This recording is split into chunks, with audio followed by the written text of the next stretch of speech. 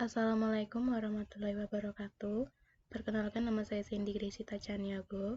Di sini saya akan menjelaskan tentang formulasi sediaan padat tablet cepat larut piroxicam.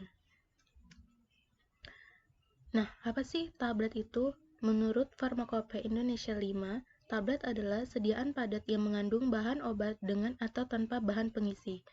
Definisi tablet yaitu bentuk sediaan solid atau padat yang mengandung satu atau lebih zat aktif dengan atau tanpa berbagai eksipien, yang meningkatkan mutu sediaan tablet, kelancaran sifat aliran bebas, sifat kohesivitas, kecepatan disintegrasi, dan sifat anti-lengket, dan dibuat dengan mengempa campuran serbuk dalam mesin tablet.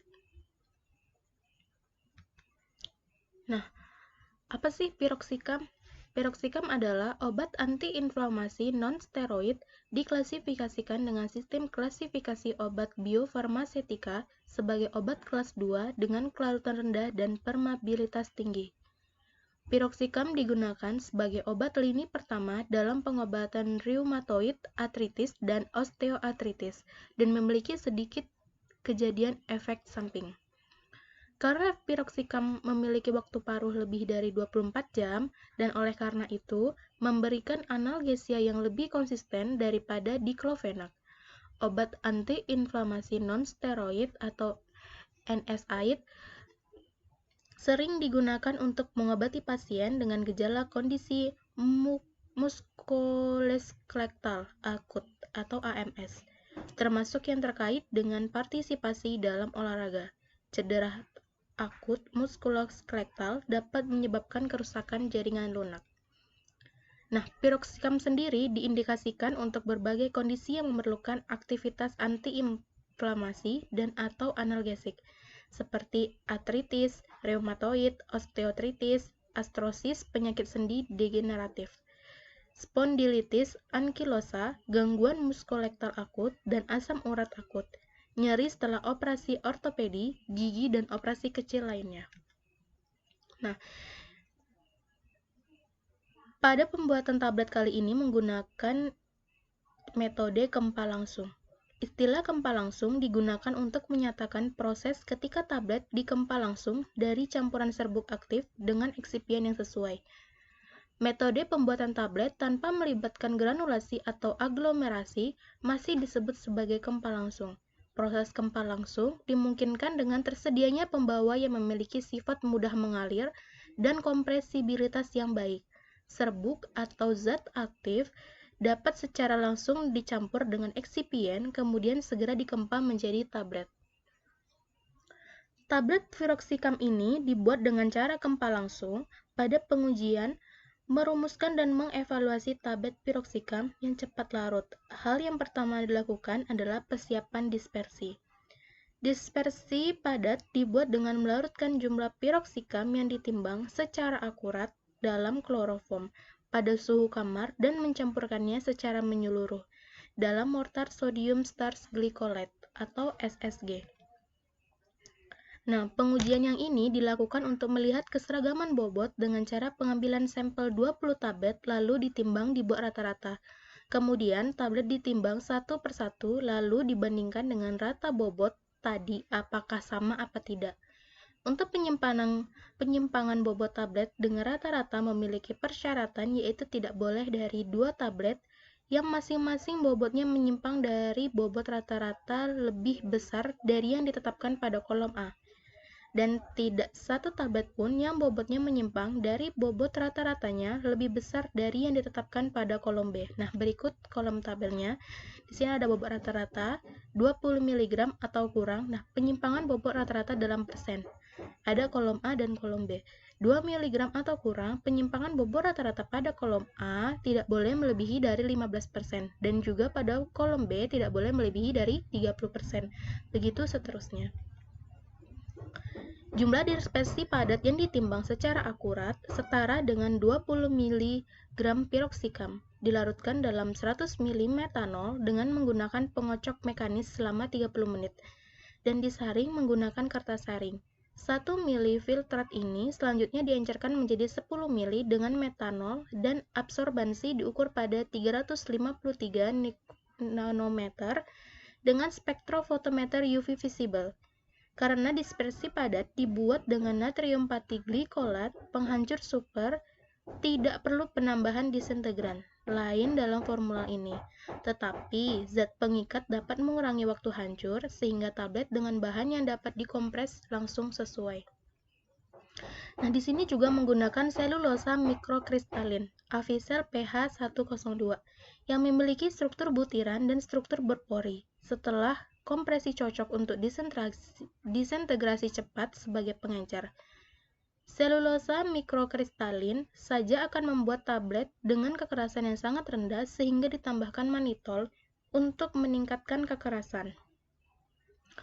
Sodium sakarin digunakan sebagai pemanis untuk meningkatkan rasa dan glidan seperti koloid silikon dioksida ditambahkan untuk meningkatkan sifat aliran butiran. Semua bahan dilewatkan melalui mesh nomor 60. Tablet ini dikeringkan pada suhu 45 derajat Celcius dalam oven selama 30 menit dan disimpan dalam wadah kaca kedap udara. Pengujian ini dilakukan dengan menggunakan alat kerapuhan tablet.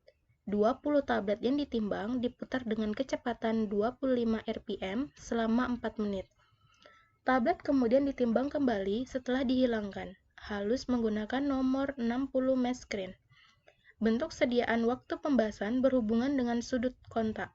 Waktu pembasahan tablet cepat larut adalah parameter penting lainnya yang perlu dinilai untuk memberikan wawasan serta sifat penghancur tablet.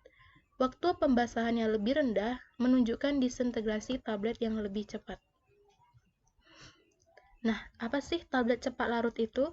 Tablet cepat larut adalah parameter penting lainnya yang perlu dinilai untuk memberikan wawasan tentang sifat hancur tablet. Waktu pembasahan yang lebih rendah menunjukkan disintegrasi tablet yang lebih cepat. Dalam studi disolusi, persen awal obat terlarut dalam 2 jam diperiksa dengan memplot persen obat terlarut dalam buffer Sorenson pH 6,2 terhadap fungsi waktu piroxicam sendiri menghasilkan disolusi paling lambat hanya dengan 42,73%. Obat terlarut dalam jangka waktu 2 jam, disolusi ditemukan lebih cepat secara signifikan jika dievaluasi dengan dispersi padat SSG dalam rasio yang berbeda.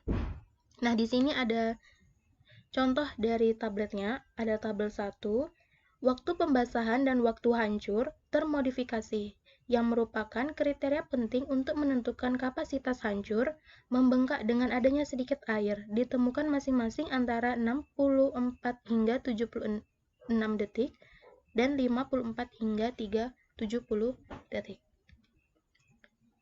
Nah, kelarutan yang buruk dari piroxicam dapat dikaitkan dengan sifat hidrofobiknya, keterbasahan yang buruk, dan bukti aglomerasi partikel selama pelarutan. Peningkatan pembubaran dengan SSG dispersi padat harus disebabkan oleh peningkatan pembasahan, penurunan ukuran partikel obat, dan pencegahan agresi obat.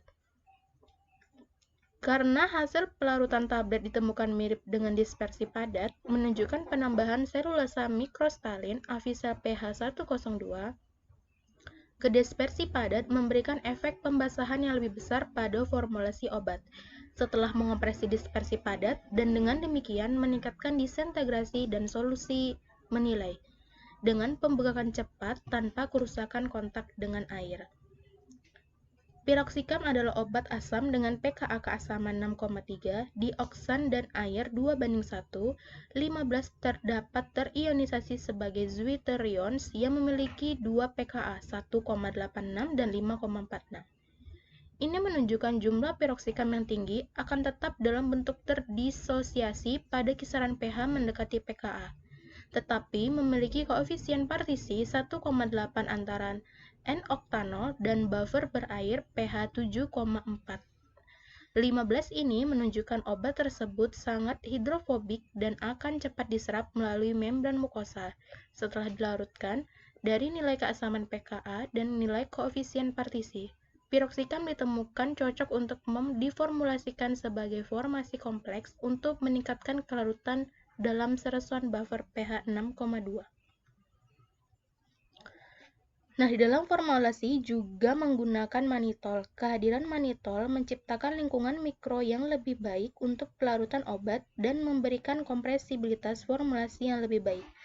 Karena manitol tidak bersifat higroskopis, sehingga cocok untuk kestabilan formulasi yang mengandung kelembapan sensitif. Dari penelitian ini dapat disimpulkan bahwa tablet fast dissolving dapat dibuat dengan metode kompresi langsung konvensional menggunakan dispersi padat dari superdisintegran yang menunjukkan laju disintegrasi yang cepat. Untuk kekerasan yang lebih baik, kerapuhan yang lebih sedikit, waktu pembasahan yang lebih cepat, dan kombinasi penyerapan kelembapan yang lebih sedikit dari MNC dan manitol diperlukan dalam formulasi. Sekian dari yang bisa saya sampaikan, lebih kurangnya saya mohon maaf. Wassalamualaikum warahmatullahi wabarakatuh.